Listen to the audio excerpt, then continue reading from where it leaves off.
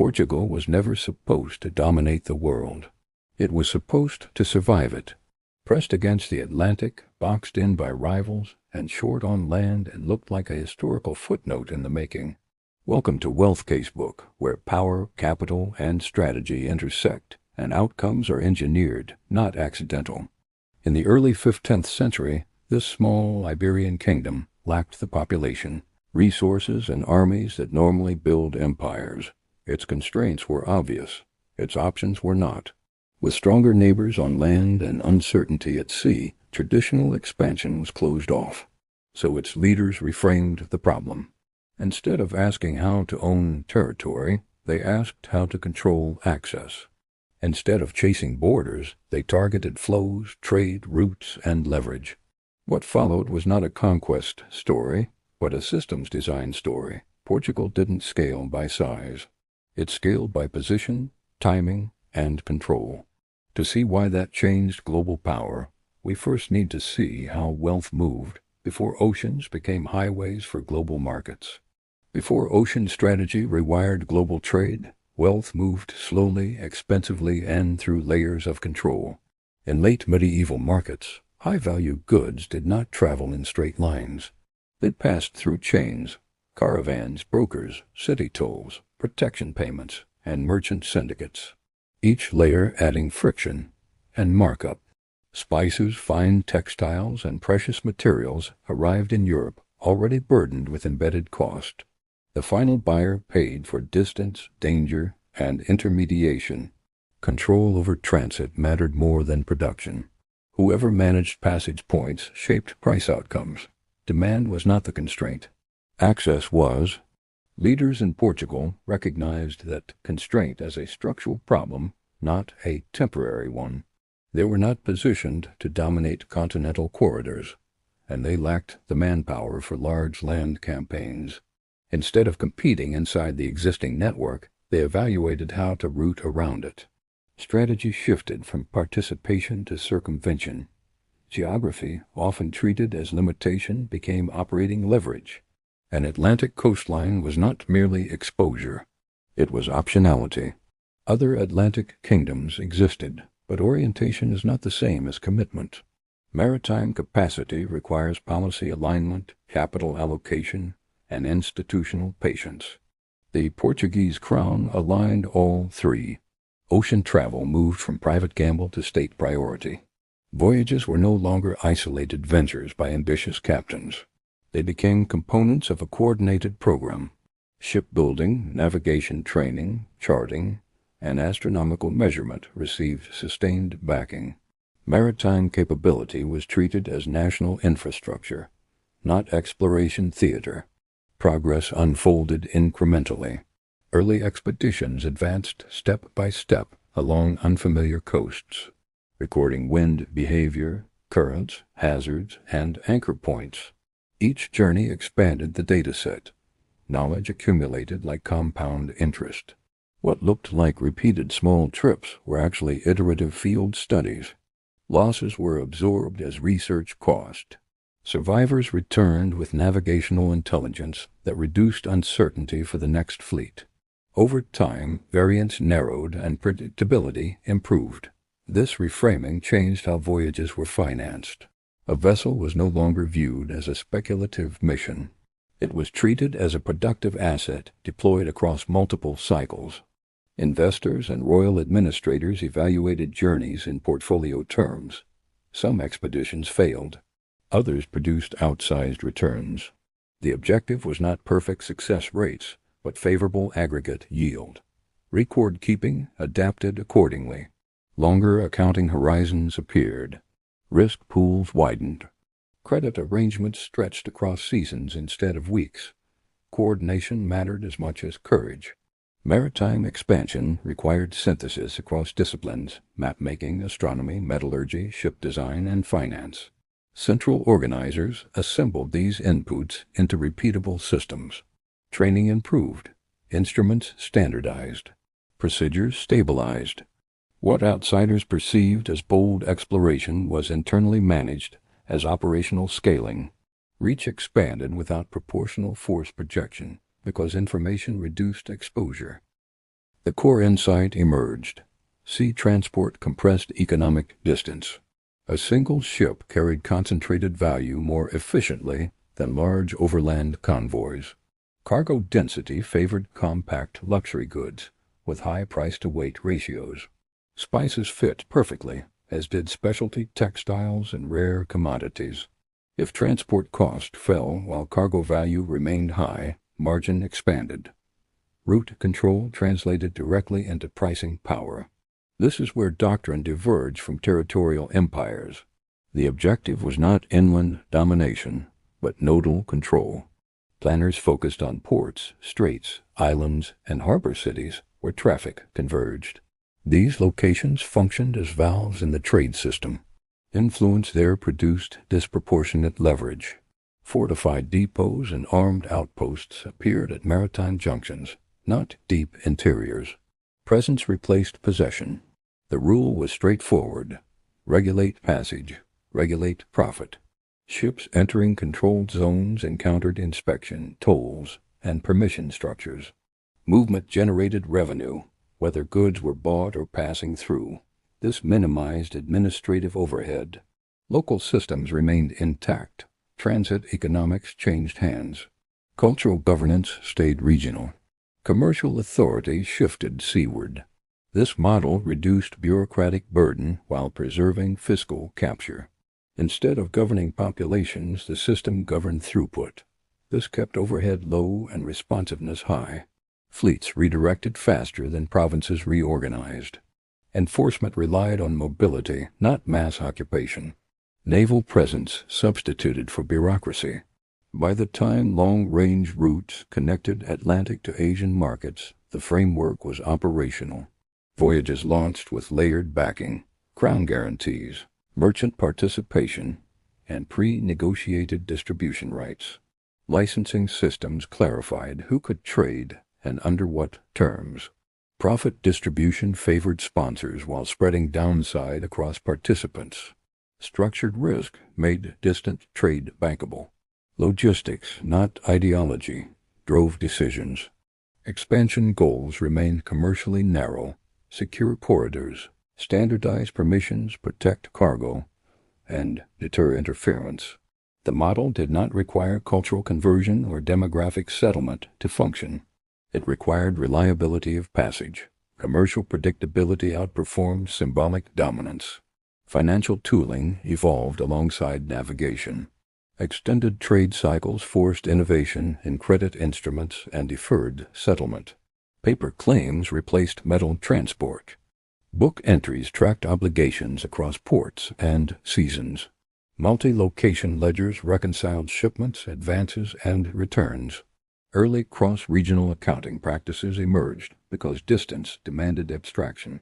Capital learned to travel on paper before it traveled on ships. The result was a distributed but integrated trade machine. Inputs came from multiple regions. Transit passed through controlled gateways. Distribution fed European markets at recalibrated prices. Even with limited population and territory, the system amplified influence. Scale came from coordination density, not landmass. Performance was strong but time-sensitive. Advantage depended on speed, secrecy, and naval reliability. The structure was optimized for early mover benefit, capture margin before competitors replicated the method. It was designed to outpace rivals, not permanently exclude them. Acceleration began once the full ocean corridor to Asian markets was proven repeatable. The moment a continuous sea link functioned end-to-end, experimentation turned into enforcement. Fleets no longer sailed only to discover. They sailed to regulate. Armed escorts accompanied merchant convoys. Port entries were monitored. Unauthorized trade was reclassified as criminal activity. The breakthrough voyage associated with Vasco da Gama demonstrated that distance could be operationally managed, not just survived. After that, strategy hardened. Maritime authority converted into rule-setting power. Instead of negotiating every exchange, officials defined the framework in advance. Traders adapted or exited. Permission became a monetizable asset. A licensing regime formalized this control architecture. Ships operating in key waters were required to carry recognized passes validating cargo and destination. Without documentation, vessels risked seizure. With documentation, they gained protected access. Compliance produced revenue before goods were even sold. The system monetized movement itself. Transit transformed into a taxable event. This approach kept administrative footprint small while extending financial reach. Rather than build deep inland hierarchies, resources concentrated on patrol capacity, port artillery, and inspection points. Sea denial replaced land occupation. Control radiated outward from harbors instead of inward from borders. Mobility multiplied influence per soldier deployed. At peak efficiency, throughput mattered more than territory count. Narrow corridors produced higher returns than wide frontiers. A defended strait or harbor mouth could outperform a large province fiscally. Strategic math favored leverage points. Defensive geometry replaced imperial sprawl. Cost curves stayed flatter because governance obligations stayed limited. But chokepoint economics carries an embedded vulnerability, visibility. High margins attract imitation. Once profit signals became obvious, competitors did not debate the philosophy. They reverse-engineered the mechanics. Larger states with deeper capital markets scaled the template more aggressively. Replication arrived with upgrades. The merchant networks tied to the Dutch East India Company demonstrated how pooled equity could outperform crown-centered finance. Risk spread across shareholders instead of concentrating near the throne. Losses became tolerable at higher volumes. Fleet size expanded. Insurance sophistication improved. Financial engineering amplified naval reach. English merchants followed with similar structures through the English East India Company, pairing charter privileges with investor capital. Governance blended state backing and private funding. This hybrid model mobilized larger balance sheets than earlier royal systems could sustain alone. Competition shifted from expeditionary daring to capitalization depth. Structural strain emerged in the original chokepoint network under pressure. Long routes imposed relentless maintenance burdens. Hull degradation, crew mortality, resupply complexity, and corruption leakage eroded margins. A system optimized for speed struggled with scale. Coordination costs rose faster than enforcement capacity. Reliability slipped. Once naval superiority became contested, fragility surfaced quickly. Interdiction disrupted schedules. Delays compounded. Missed convoy windows produced cascading revenue gaps. When timing drives profitability, disruption becomes a weapon. Rivals did not need total dominance. They needed selective interference. Partial denial reduced full route profitability. By the mid-16th century, route contestation intensified. Northern European fleets inserted themselves into high-value corridors. Price competition followed force competition. Margins compressed. Monopoly conditions dissolved into market rivalry. Early mover advantage decayed into shared access. The system that once excluded now had to compete. Yet the conceptual breakthrough outlived the first mover. The enduring lesson was architectural. Power could be extracted from network control without mass territorial rule. Influence shifted from acreage to coordination. Managing flows outperformed owning fields. System position beat system size. Modern trade still reflects this logic. Today's equivalents are container terminals, canal passages, energy transit lines, and data cables.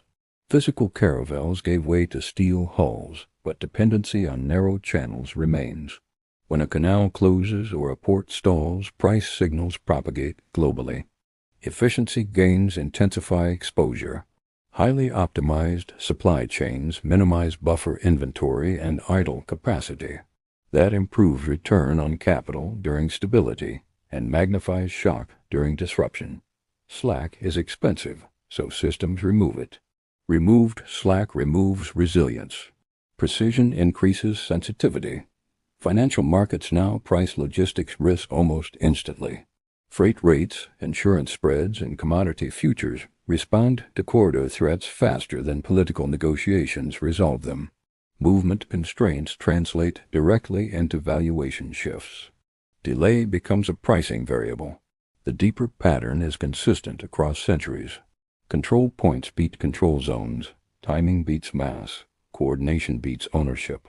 Networks outrank borders when exchange drives wealth creation. Maritime empires demonstrated it early. Platform economies demonstrate it now. The choke point strategy was never about geography alone. It was about identifying where optionality collapses, where actors must pass, regardless of preference. Those locations generate negotiating power disproportionate to their size. Secure them, and influence scales. Lose them, and leverage evaporates. That is the durable takeaway. Power concentrates where flows cannot easily reroute. Systems look vast, but their dependencies are narrow. Understand the dependencies, and you understand the leverage. Miss them, and scale becomes illusion. Power rarely disappears. It relocates to those who understand the system behind the motion. Portugal rose to dominance not through size but through control of pathways others ignored. When today's supply shocks shake markets, the same mechanics are at work, only faster, bigger, and more interconnected.